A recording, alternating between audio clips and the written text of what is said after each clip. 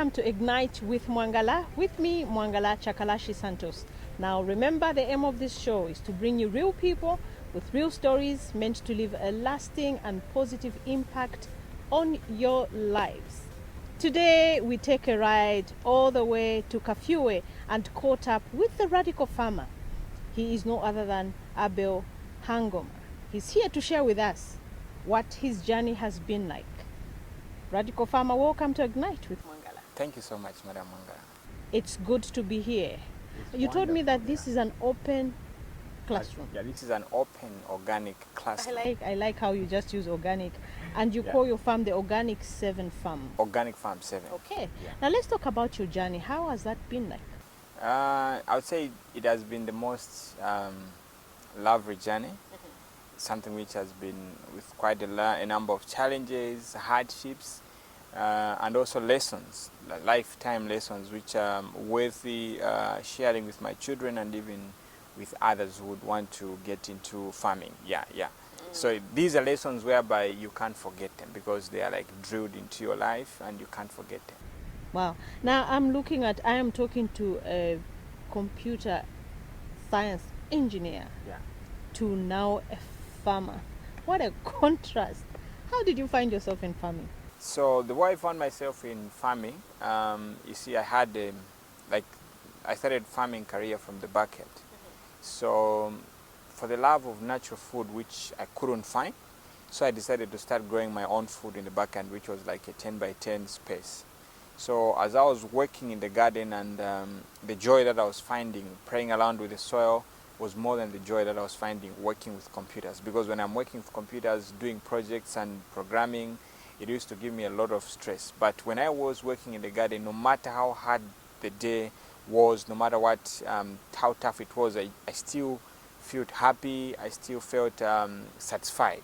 So that made me, I think there was need of changing. And not only that, when I looked at what I was doing in the computer world and when I looked at what I was doing in the agriculture space, I saw many opportunities which would help me be of great use and also solve so many problems, like problems of healthy, problems of unemployment, as well as stabilizing, be part of the solution in our crumbling economy to see how best we can do to stabilize it.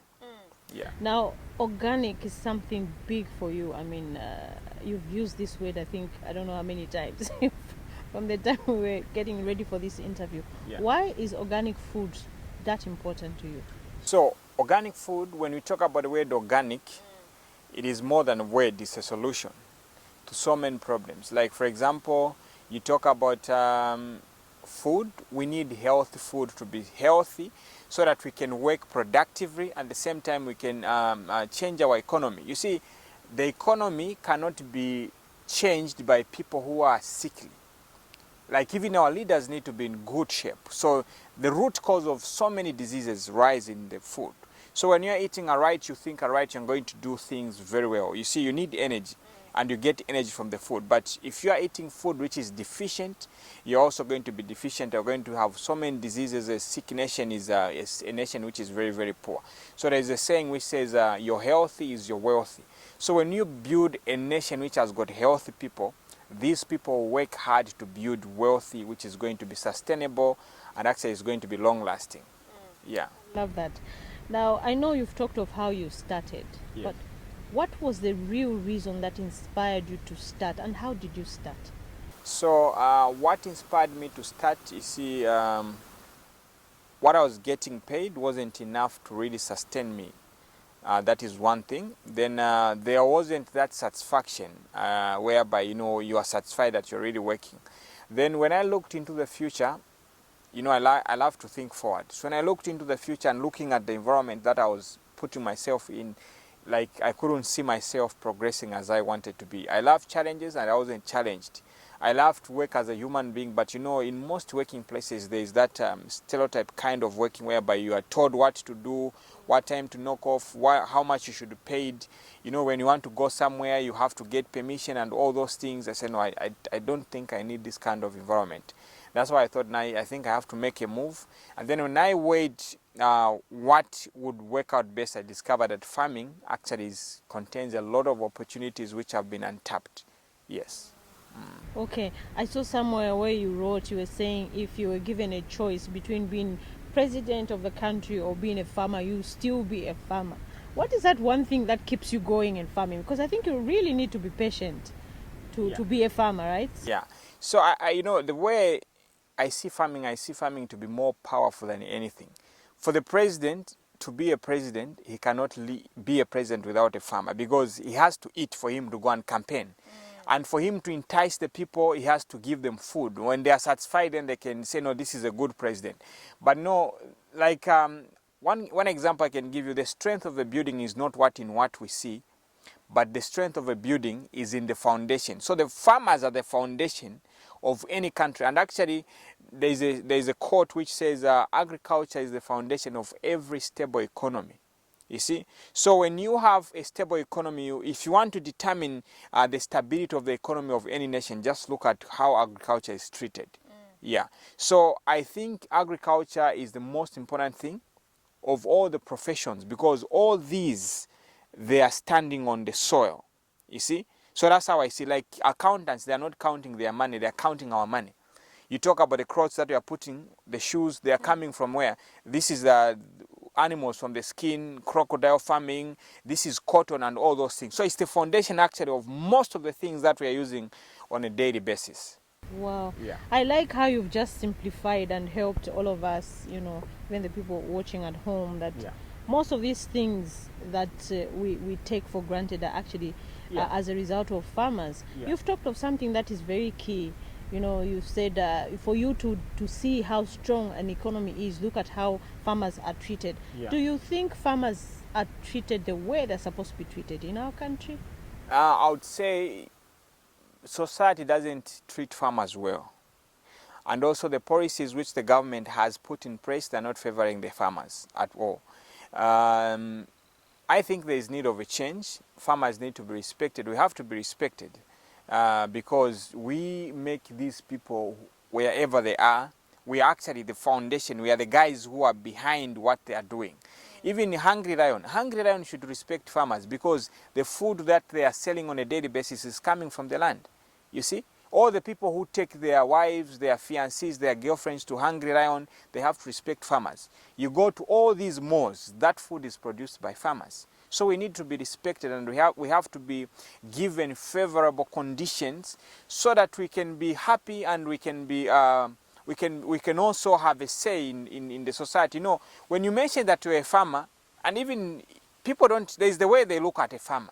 But you don't have to mention that in my face. I can iron you out because you don't know who a farmer is. You have to be very careful. So I think there's need of change in those lines. Yeah. Now let's talk about the names. You call your farm the Organic Farm 7, and everybody now knows you as the Radical Farmer. Yeah. You know, what inspired you to come up with those names? Number one, every name, like in organic farming, it's as what I'm saying, like for example, Radical. So the kind of approach we've taken in farming is the unusual one, the uncommon one, the unbelievable one, and the one which people think that is impossible. So like for example, organic farming is treated as the way of farming for the rich. Like for, even organic food is for the white people. Now, that doesn't apply here. Organic farming is for every living human being. And everyone can be an organic farm. So we are doing the unusual way of doing things. We are doing the opposite of what the majority are willing to do. We are willing to take up the challenges and clear up the way so that others can follow. So that is number one. Then when you look at the way the Organic Farm 7, our slogan says, taste the real taste. So we are growing food in its totality. It contains all the needed nutrients. You maybe let me share this insight. Man was created from the soil. With, like when you look at the word Adam, Adamite means rich soil. So that soil contained all the needed nutrients. So when you grow food organically, it contains all the needed nutrients to supplement the nutrients which man was created with. So organic farming doesn't only supply food with maybe a few nutrients, but with all needed nutrients so that a human being can have sound healthy, sound mind, sound heart, sound legs, and everything is on point. Yeah. Sure. I like that. So every name has a meaning. Yes, even the 7 If you look at in numerology, say 7 means completeness. It's a biblical number. So it means this thing is complete. Yes, and you know when God was finishing everything, he said it was good. When even you eat an organic thing, you say, no, this thing is what? You're not just eating for the sake of eating. You are eating for enjoyment and also a nutritional supply. Yeah. Now, talking of completion, is your farm where it's supposed to be? And how long have you been in farming? I've been in farming for the past 3 years. 2 years, I was doing it from the backyard.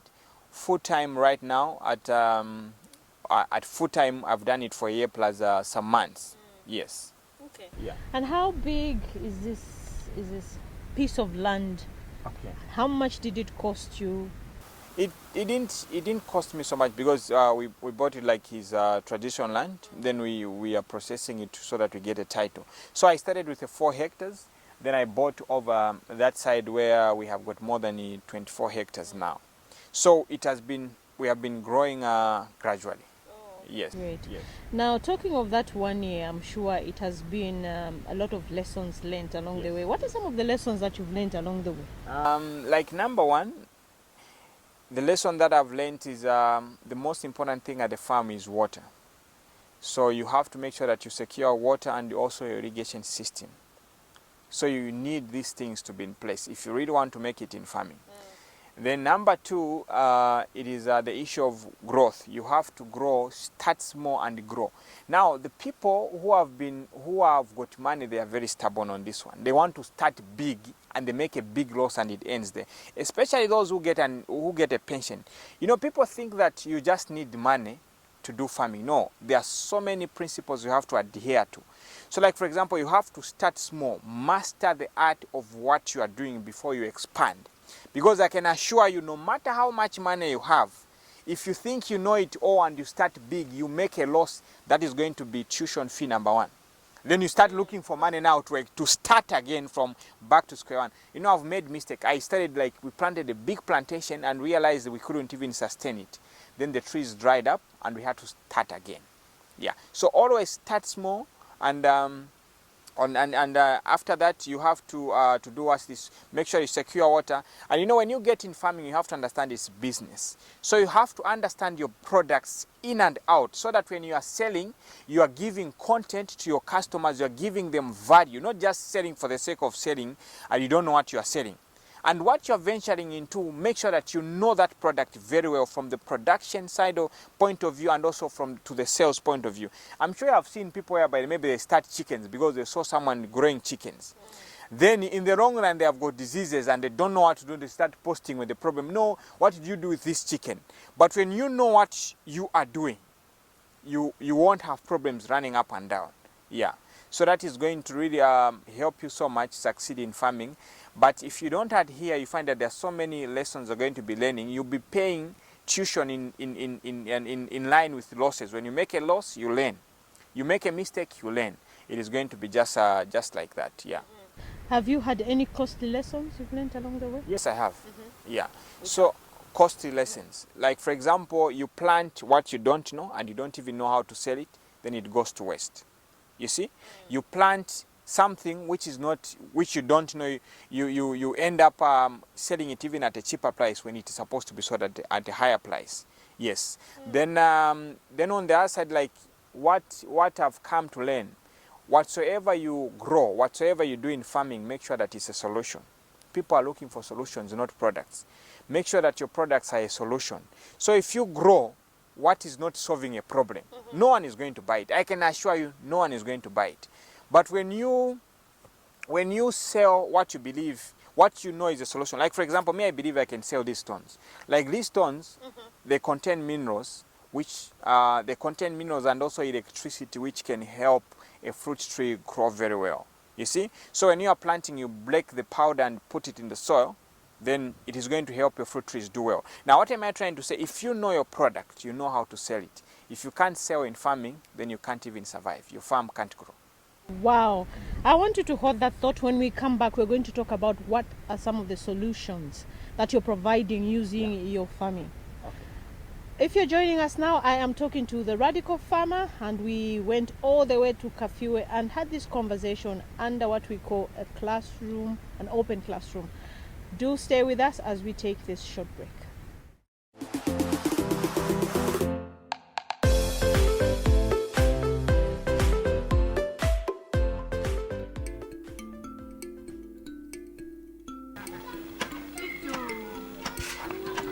Oh. Na Dudu. Shawa sana. Ndabola Dudu nywetu ganga dawa ababalombe. Oh. Usimbi wangu bebo.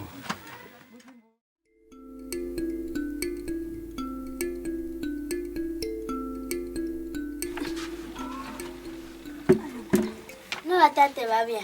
Umtoka kama mukoko kabenzi nina.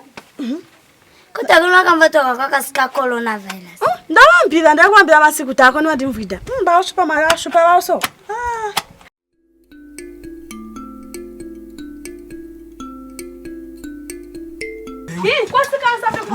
Waile mama. Mashtazi waile. Kuli zinto zinjemwe. Yizinto bani wakutazi waile. Oza.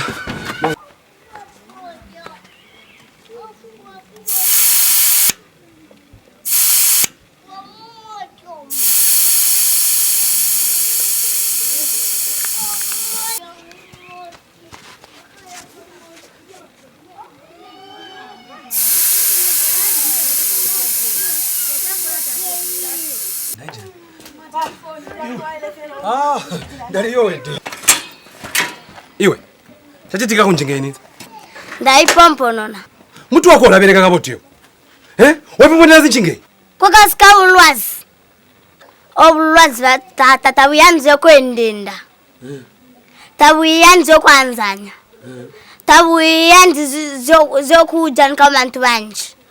Obulwazi bulajaya. Apo obulwazi batata. Tabuyanze kanukuti chindi chonse nkamjani kabantu banje zokulumelesa nyanzi ape bulezi tondezo zakaina zokuteti muntu obulwazi ulabuchiswa. Zitondezo zakaina kulikuchiswa mutwe. Sini kolo mubiri kupia. Zitondezo zakainezi. Obulwazi bulikwabila kwinda mukusamba kumanza chinchonse ansipa amanzi clean. Apa kunana akata kwakaitwa kuti nzi cancer tiger. Oho, handi sanitizer. Okay. Kubanga wakome naye, why? Kubanga wakome. Remember to wash your hands with soap regularly. For more information, call 909. This message is supported by the Ministry of Health in partnership with Oxfam.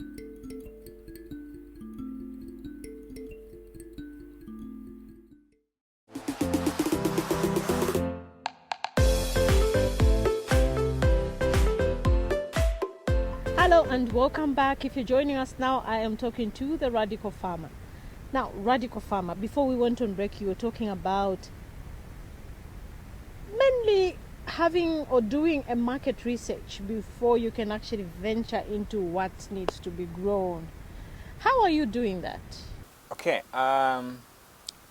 maybe before I mention that, let me say this. One of the reasons why many farmers have failed is because they are doing the copy and paste kind of farming, whereby maybe you saw someone maybe started keeping chickens, and they make money from chickens. Then you say, I also want to do that, and you don't know the strategy which they used, and you fail. Then you become a bad influence to other people who would want to start that. So what we normally do before we do anything, we look at what problems is this product going to be solving. Like, we are not selling trees, we are selling solutions. You see, people are looking for solutions. You see, something which won't solve my problem, I don't need it. You see, so like, you are putting on that cape because you are protecting yourself from the sun. If that cape is doing nothing to you, don't need it. So like here, no wonder I said our mode of farming is really logical. No wonder I told you I'm not a fan of maize, because maize is not a problem in Zambia. As long as rains are there, maize is not a problem. So I'm not going to solve something which is already solved. How can you go and make a road which is already made? So we are here, we are offering solutions which are solving the problems which people are facing. So like, for example, we have a plantation of grapes. Zambians, we've been told that we cannot grow grapes, but now we have turned the tables upside down. We've done an experiment. Now here's one thing: I will not believe that this thing doesn't work until I try it myself, because we have been told so many theories that we can't do certain things, but there's no one who has tried to prove that thing whether it is right or wrong. So here, there is no theory which doesn't, we are only going to adopt a theory that it doesn't work if we have tried it and we failed. So when we did an experiment on grapes, we discovered that they work very well. They grow very well. This is a warm climate. They are warm climate grapes. So we have a plantation. So we are going to create a demand for what? For grapes. And we've been able to do that. Other customers who bought, they've been successful. Our grapes are coming all the way from South Africa. And only those who can manage, it's a luxury. You know, eating grapes is a luxury. But we want those things to be common on the market like mangoes when they're in season. So we want every Zambian to have access to healthy food, quality food, exceptional fruits. You see, we are capable of doing that. Then on the other side, we are growing crops like fruit trees, which are not very common, which we have been told we can't grow them, but they contain a lot of health benefits. Like, for example, pomegranates. They're very good for prostate cancer. They contain antioxidants, which help the body to be in good shape, even heart problems. You see, so the plants that we are growing, they are solving the problems. We have got a problem with cardiovascular problems. You talk about herbs. This is actually, you know, like most of the drugs that we have in Zambia, they are not made by Zambians. We are buying them all the way, but we are creating a platform where if the pharmaceutical industry are going to be using their brains, especially the pharmacists, instead of just dispensing drugs, they should sit in the lab and make herbs. They read, like one pharmacist, a very prominent pharmacist, came here and said, no, actually, these are the things we are reading in books that you can use to make this drug and that drug. Like neem, we've got soursop, so many raw materials. So these things are supposed to be made available to the pharmacists so that they can make drugs which are going to be helping Zambians, and we can even export them. We have other herbs which you can make your own home remedies to have a better life. You see, we've got fertilizer plants which you can use to make fertilizer. We've got pesticide plants which you can use to make pesticide. Instead of buying those things, you can make them yourselves. Like, for example, aloe vera is a very powerful fertilizer. We've got tithonia, which grows especially in the copper belt, a very powerful fertilizer. We've got a comfrey, and quite a number, even moringa is a very powerful fertilizer. All these things are readily available, and we are offering them as solutions to our farmers so that they can have a sustainable economy. Like, you know, the economy of this farm is very powerful. It's very powerful to the point that the only thing that we need at the moment is only manpower, because we can make our own fertilizer, our own pesticides, and even the type of seeds that we're using there, we can recycle them.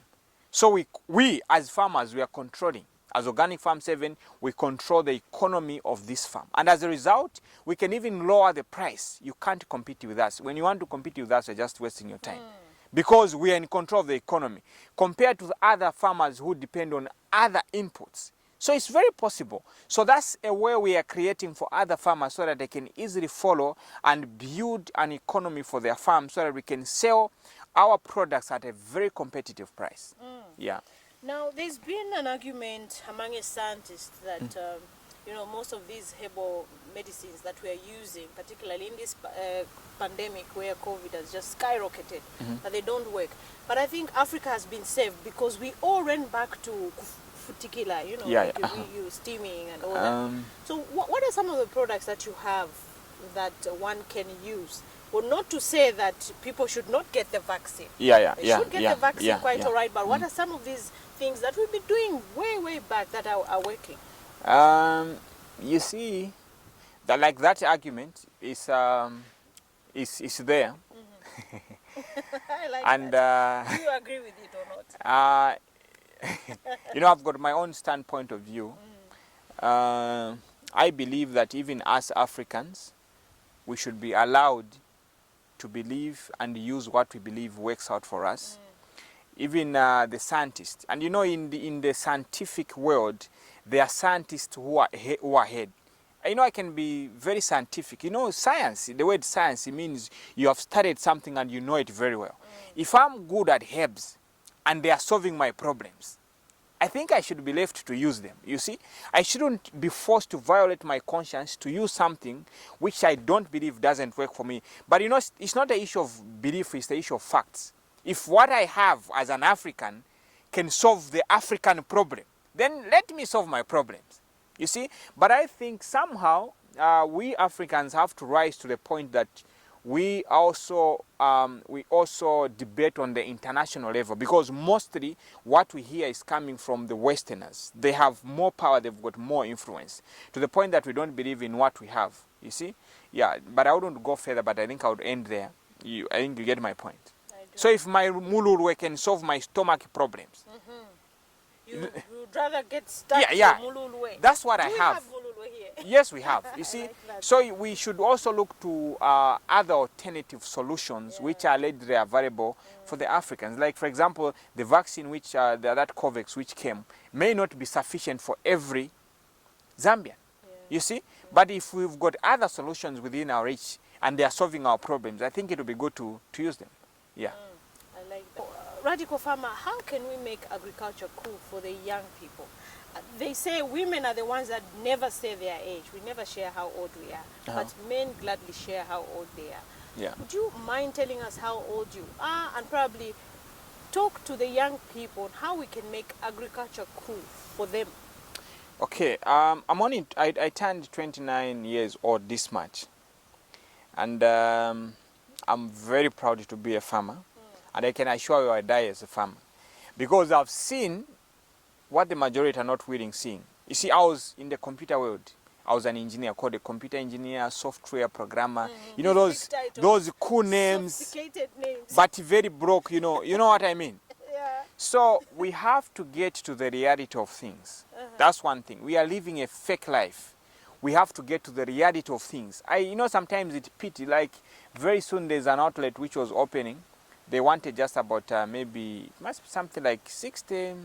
But the bunch of people who are applied, it is a pity. Yeah. And now the people who are employing, they can see that these are stranded, and we become victims of mistreatment. You've seen what has been happening, how we are being mistreated because we make ourselves vulnerable. But Zambia has got more than 58 million hectares of fertile land. Talk about water reservoirs. We've got a lot of water, rivers everywhere. So how we can make this cool is we have to understand where we are. We have to admit, this fake life, Facebook life, whereby we want that level when we are here. So things have changed. There's a time when employment was cool, but not now. We've got so many accountants, even doctors. When you were a doctor and you graduate those days, it was guaranteed that you're going to be what? But not now. Recently, doctors were protesting because of no employment. Only COVID created an opportunity for them to be what? To be employed. Talk about accountants. They are being knocked off. Teachers is a mess. You see? Things have changed. We have to realize what opportunities. Like, for example, I got into agriculture. Like full-time into agriculture. The last 1 year. Last 1 year. And like one of the partners, Musika of partnered, I'm driving a brand new Isuzu. From where? From the showroom. You see? From the showroom, 600,000. Showroom. In farming. Now, I can assure you, if I was working in the computer world, I wasn't going to partner with Musika so that we can have work together and acquire those assets. Like right now, what I'm looking at like with farming, the future is farming. And actually it must be Dangote who said the next billionaires are coming from agriculture in Africa. So if you are thinking backward, stay there. Me, I'm thinking forward. I'm saying farming is the way to go. People eat on a daily basis. All these chain stores, the food which is there is coming all the way from South Africa. We had lockdowns and we farmers couldn't supply. And actually we've got a problem, we've got a food deficiency in Zambia. Onion is coming all the way from South Africa. Bananas. If you can grow bananas and supply the market, you're going to be making a decent living. Like I would assure you, like the money that I make in a week. In a week. Some guys who are working in these companies with the big titles, they have to work for 4 years even maybe. The money that I can make in a what? In a week. And in the near future, actually I'll be making even more than a president. Because that guy can only stay for 5 years. Me, I'll be making money forever. You see? And no one can fire me. You see? People are going to be eating on a daily basis. That's a guarantee. Whether you like it or not, you are poor, you're not poor, you have to eat. And the food is not for free. So when you are growing food, you are guaranteed that someone, all these empty stomachs, and the population is growing. And actually these guys, they're running to the what? To the cities. And in the cities, there are no farms. We deliver food from the farms to the what? To the cities. You see? So if you come in the agriculture space, just know that you're in the right what? If you cannot sell, but at least you have what to eat, you cannot starve. Now, if you're not working and you're not employed, you're going to be starving because you don't have money to buy what? Food. You see? So that's how I look at it. We have to get back to the reality of things and see things as they are, and also look forward. How is the future going to be? Yeah. Wow, I love that. Now we take a short break. When we come back, we continue talking about how we can make agriculture cool, especially for the young people. I mean, if you look at the numbers that are being offloaded from universities, young people that are graduating, yet they don't have jobs. So I really want you to really stress on how it is important that we actually go back to the land. Yeah. I think first Republican president used to talk about go back to the land, but I think we didn't get it as Zambians, but now we see it being very, very practical. We take a short break and we'll be right back. Thank you.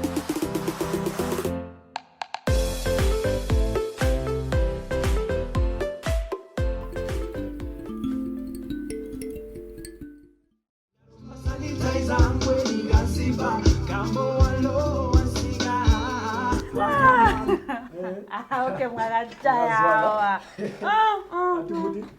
Ngabota. Toka umpai. Ngazwa maningi. Ere dekuba. Ati mbuti. But ndewera kwati kubika ko tumawedzi wanotu. Ata limwa. Pesi ndahwanyo. Pesi ndilango tumenda kantola ndilajo. Ino. Ashonto ndilajo. Ino face mask enu iliwe. Ga face mask akaka kusama kumo. Nje face mask andiromba bya. Ndilajo. Talimboje pe. Takulibula kantolo kali kwako. Ino mboyenda na takulimbo mbubo. Face mask ipangidwe muntu omwe kuti muntu waiveresya kale. Gunyina kuchinchana. Tamuhime bindira corona ndasiya corona kumweweza mwasama mndinyo mulaba corona. Aba corona yebo. Tazizizire zintezi pe. So kokubantolo ngomwingo making sure kusamba kumanza nsipa. Amenda kabotuko kuti kakunyina kuberesha hand sanitizer. Oh tunaniwa. No especially ya mwapa mali mwagwisi amali. Mumala amalo momoli corona maningi kambo mala alalaunda ku bantu. Mulimano muga muto ndalumba ndilajoka ino. Handshake. Zikaka manezo zikakwanzi kanyanzi nyakumanza. Ana mazuwa kuli tumboyo. Kuli tumboyo. Ziyakamanezyo. Mazuwa ajincha. Ziyachincha zintu. So we have to keep physical distance. 1 meter apart. Kunyina ukala munsi abantu. Kunyina. Ziyashupa zintu kolone. Nenda kava ndiranywida unganda atubereke ndaye. So akayeka pati kotali kwamba munhu kaminyaka. Remember to wash your hands with soap regularly. For more information, call 909. This message is supported by the Ministry of Health in partnership with Oxfam.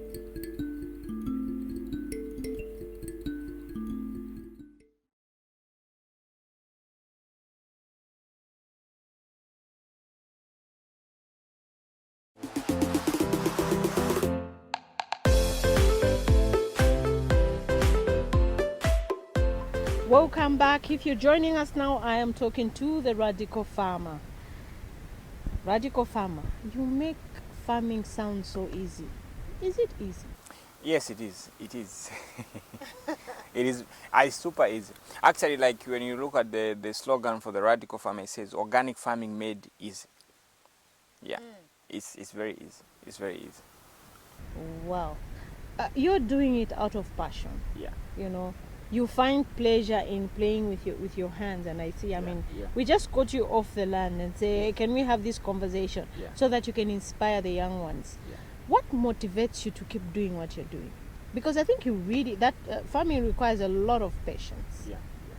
So maybe before on the easy thing.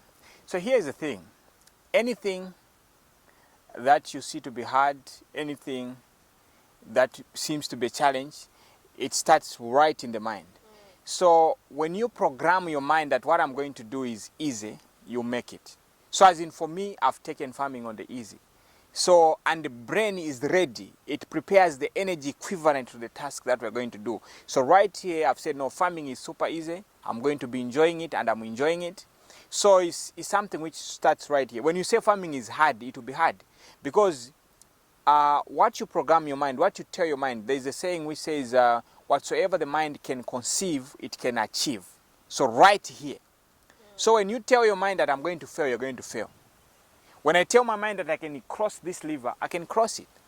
You see, when I tell my mind that I can slap you, even when I'm weak, I can do. And you know, the funny thing is, when I tell that I'll beat you fearlessly, even if you are stronger than me, because you are scared of the, you get the point. So like I threaten farming, I say, no, farming, I'm going to deal with you. Then farming said, oh, okay, no, you are strong. Yeah. Then I walk over. It's a done job, yeah.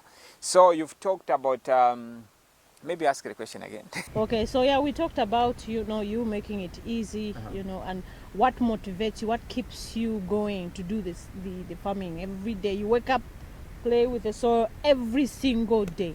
So it's what I've seen, what farming is capable of doing. Number one, farming has raised me out of poverty. I grew up from a poverty family. We are 12 in our family, and I'm the third born. So it raised me out of poverty to be someone. You know, I think in our family, like, I don't know anyone who has ever appeared on the television. So farming has made me appear on the TV. You're not the first TV station, even on radio stations.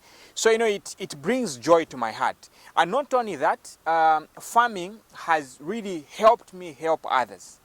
You see, like I feel so happy to make someone happy. Like the workers, when they come here, we work together, they enjoy it, and you give them a salary at the end of the day. You see them happy, they are solving their problems. They haven't been able to buy clothes for some time, they buy clothes and they are happy. The community around is saying our place is being developed, so that brings joy to me. I say, no, I don't have to stop doing this thing. And actually, even on the international space, you find that even Zambia is being helped. You see, and I see inspiring quite a number of people, youths, old, young and old, and all those things. So it helps me, it energizes me. And you know, I'm one guy who is willing even to walk alone. I don't care what the majority say.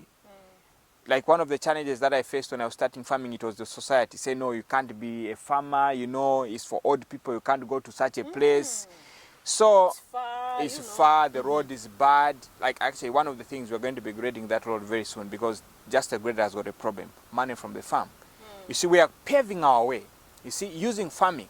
And I'm very sure that the day I'm going to die, even if I was going to die today, I would have fought at least a good fight. I don't regret the years that I've worked in farming, because at least I'm going to inspire some people. They'll say, actually, if that guy continued, he was going to do more. But just that he died, you see. So, but if I'm living, then I have to work hard to make my dreams come true. So I'm working to leave a legacy, and the solutions that I'm able to offer, and I'm also able to solve so many problems. Like you see those students who came through, they came all the way from Dora to come and learn organic farming. You see?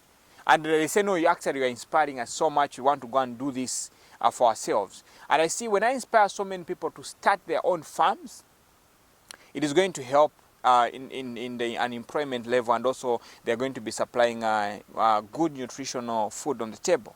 You see, so these are some of the things that really inspire me to be a very useful citizen of Zambia, and I have to be a very, very responsible citizen of Zambia. Wow. Yeah. Now you keep referring to we. Yeah. You know, when we do this, who is the we in this equation? Who are you working with? So it's a two-way thing. When I talk about we, I mean every Zambian has got a role to make a difference in this country. I'm not one kind of a person who says when there's a problem I blame someone. No, I have to take the blame. I say, okay, if the government has failed to do something, I'm part of the government. I have to say, no, I have to do something as a responsible citizen. So we, meaning everyone, has got a part to play to either crumble the economy or change the economy. You see, everyone has got a role to play. Now that blame whereby I put the blame on you, I don't think that is helping us in any way. Then number two, like this farm is not built with an individual. I'm the founder, but I cannot do it alone. So I've got a team that I'm working with. They may not be visible. Visibility is not the limit of existence, but it exists. So there are people that I'm working with that are helping this farm become a success, and you're part of the people, meaning we. So if come here, you're going to publicize about this farm, and you're going to have more customers and everything, people get to know about us. So it's not something that I can do on my own. It's something which we can do together. Know what I'm saying? We. You're part of the team. Thank you so much for being part of the we. Yeah. Though we give you all the credit.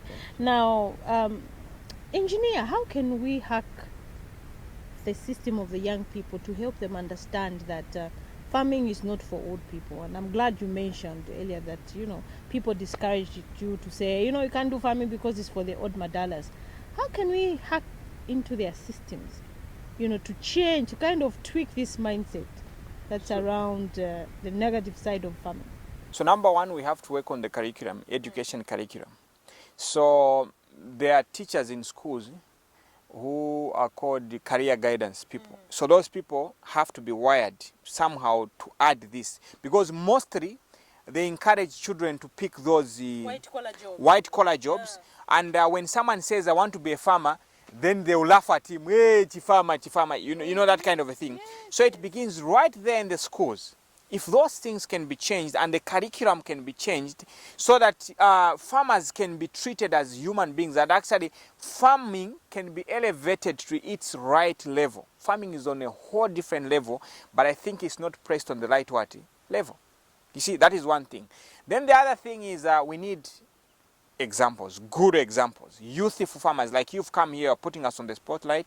This is going to help other young farmers see that farming is cool. It's actually not cool, it's cooler. Yes. It's the coolest. Like it's the coolest So what I'm trying to say is if we need to live a better life, we have to do things which really matter. You see? And like farming is so cool. Like even you're breathing cool air. Yes. I mean, look at where we're sitting here. It's all because of the farmer, the radical farmer. So we need good examples. We may not need so many, but just a few good examples who are going to show other youthful farmers that this is the way to go. This is the future, and the future is now. No wonder I'm embracing farming, because with farming I can solve so many problems. You see, so and that is how I've seen it. And it's something which is really workable. And my encouragement to my fellow youth is that we have to open our eyes. Why is it that when a white man comes, they don't settle in the cities, they settle at the farm? Then they supply those things and they keep us in cities dispensing those things when they're making a lot of money. You see? So we have to get things right. We have to think right. We have to open our eyes, and not only our eyes, even our nose. We should smell that there is need of change here. Like that. Yeah. Smell where the money is. Yeah. Smell. We should use our nose, not just for smelling hungry lion, but even for smelling change. That there is need of change here. That. Yeah. Now, earlier you were telling me that when you started, money was not your motivation, but it was just to do something with your hands. Is money still not the motivation? We've talked of buying a pickup. Yeah. 600,000. You don't wake up every day and go buy at that price. It's not for boys. I like that. Okay, maybe about a pickup. No, here's one thing. Mostly people want to start businesses with the money of other people. I don't know if you get that or light. Yeah. So when you start something, you find that when they see that this person is really serious, people come on the way to come and help that dream come true. So like Musika is one of the people who came on the way to help us make that dream come true. You see? So what am I trying to say is with farming, when you get started, start small, but there are people who are going to be willing to come on the way to do what? To help you. So now I've forgotten even the question that you asked me. I just wanted to make that point clear. What was the question? No, you've answered the question. Okay. The question was on the money being the motivation. When you started, it was not the motivation. Yeah. But you were telling us here that money actually chases you. It runs after you. Yeah. So like maybe to add more meat to that, even add more vegetables. So the thing is, like when I got into farming, money wasn't my motivating factor. Because if you are motivated by money and you don't make it, you talked about patience. If you don't make it as you want to make it, you get discouraged. But with me, money is a by the way thing. But the thing which has been motivating me is to solve problems. So I've been able to solve problems, and I started attracting money. So money started chasing me. It even bypasses me and covers me. You see? And I can see that the future is truly bright. And I'm not even worried about the future because I know that I'm in the right course. You see?